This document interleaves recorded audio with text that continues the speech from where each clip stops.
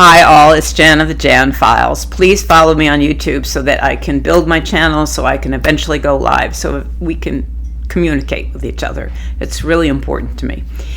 So I'm going to talk about three different things. I'm going to talk about the lies about the Iran war. I'm going to talk about the SAVE Act briefly, and I've got updates on Epstein. So first thing, the Iran war. Trump is lied and lied and lied. And I know everybody knows that he's a liar. I'm sure everybody knows that is listening to this.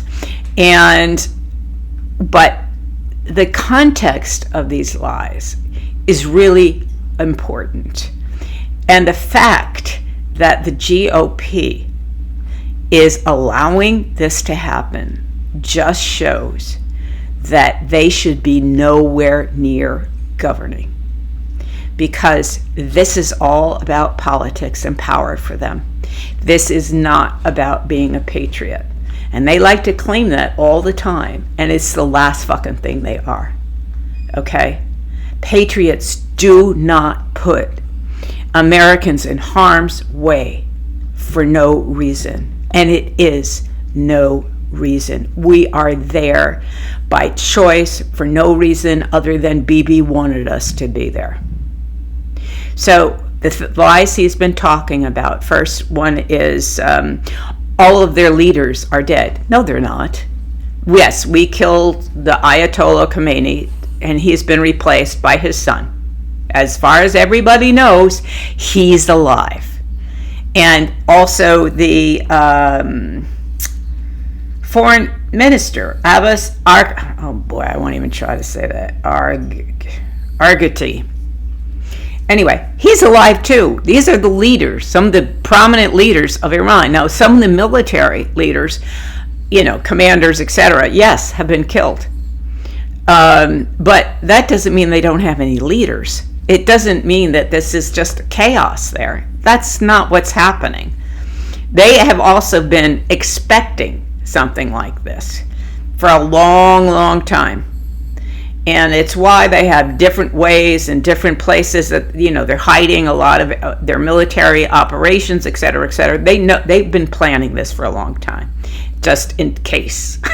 And of course, we provided the reason. He just also yesterday claimed, I'm looking down at my notes, that he spoke to an American president, one of the four that are still alive, who said, quote, "I wish I did what you did." Didn't happen. It's a complete and utter lie. That did not happen. What he did say that was truthful was that Iran's reaction came as a surprise. It should not have been a surprise because he was warned. There were people in the room telling him not to do this, that it would be, that the Strait of Hormuz would be, impacted, that the Gulf states where we had bases would also be impacted. He listened to no one because he thought this was going to be like Venezuela, which is basically, he's also said that. It's not like Venezuela. Then he said that we had, our allies had agreed to come into the Strait of Hormuz to help, and they have not. He literally said they were enthusiastic. And I don't know how long it took before he then put out that nobody's showing up. Just lie and lie and lie. And the GOP sits there and does nothing. They do not have an integrous bone in their body. Nothing. I know they have hearts because they're standing and breathing, but that's about it. So this is the state we find ourselves in, where we're in a war, where we have a president who's incompetent, who has put incompetent assholes like Hegseth as the head of our defense department.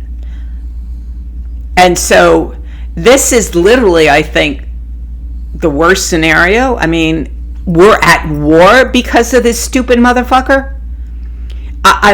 Sorry, that as you know, I don't control my swearing, and I'm not about to. I am at the age where I have no more fucks to give, so you will hear it.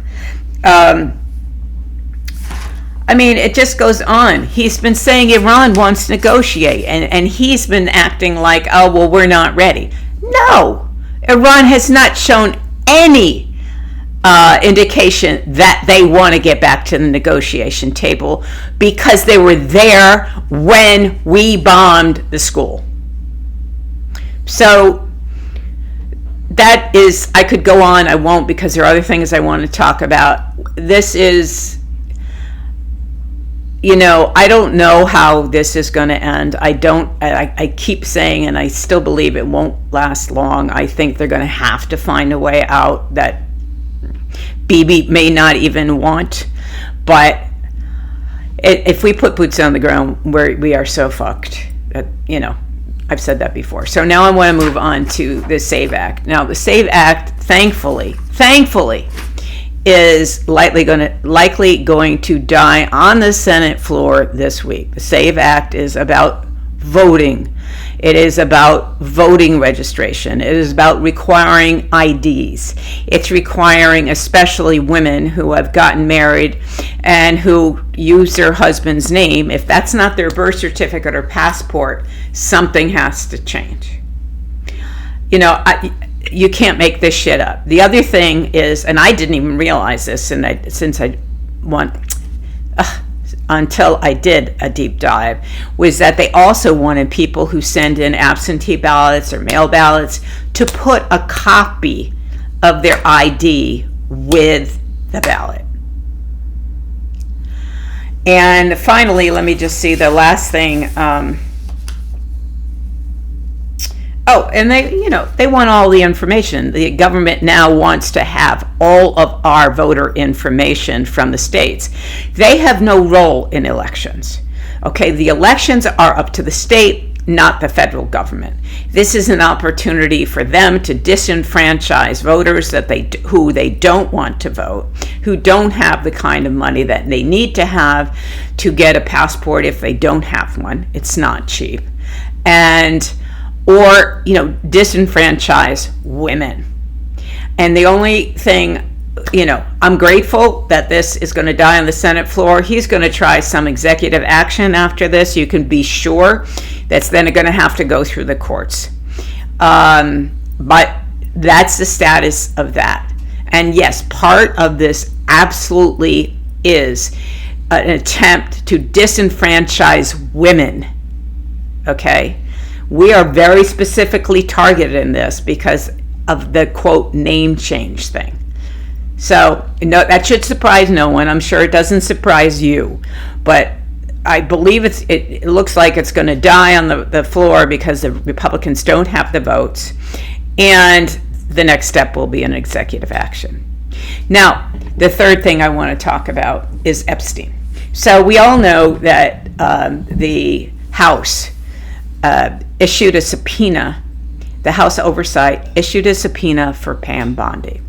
Well, believe it or not, the letter just went out today. It's an official notice. She has 28 days to respond because the date that she's supposed to show up is April 14th. Now, she has gotten a subpoena before and just didn't show up in August of 2025. So there's an option here, which I spoke about a while ago, inherent contempt. And what that is the vote that the House has to have a vote as to whether that she has committed contempt. Now, they don't have to take that to a judge. They don't have to take that to the Senate. They don't have to take that to the Justice Department. They have to take another. They can absolutely do something called inherent contempt, that they can say to the Sergeant of Arms, if it's voted, that they have the right to go and collect her and hold her until she gives in, is the word I'm looking for. And so they can hold her till she gives in, or they can fine her every day that she doesn't show up. Now, what also just happened is that Summer Lee, Representative Summer Lee, just put in an impeachment, a resolution to impeach Bondi. Now, again, we're looking to the whole House is going to have to vote, etc. But given what's been happening, I think that there is a likelihood that she would have to go through the impeachment process, which, as you know, means that they would have to hold hearings and have people testify for her, against her, etc., and then be able to vote and see if she can be impeached. Now, it would also have to go to the Senate, just like when you impeach a president, right? Because you can impeach somebody, but then you have to remove them or not. But that is a big development, and it's going to put a lot of pressure on.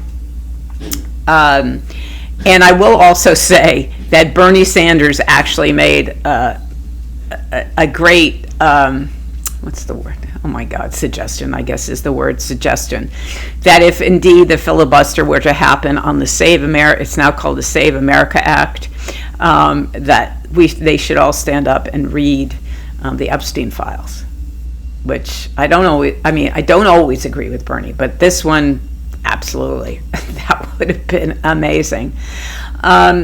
So those are the things that are kind of percolating out there, and I really, again, find myself at the same place that you are. What can I do? What can I do? And I know I'm repeating myself because I constantly have to also tell myself it's not only just calling your representatives, it's also talking. I still find, and it's what inspires me to do this, that a lot of people, and not necessarily through any fault of their own, don't really understand all that's happening, because it is daily, because things are changing daily, because Trump says something different from one moment to the next. It's not necessarily easy to keep up with things.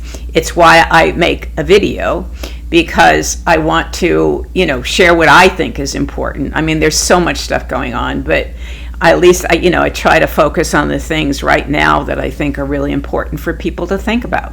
So I hope you will think about it. I hope you will really share the videos. And I'm also going to, at some point this week or next, do a little bit of a deep dive on women's issues, because it is Women's Month. And what's happening is, it's so bad. Women are dying, and we're just not talking about that enough. Well, I will talk about that, so stay tuned. Take care.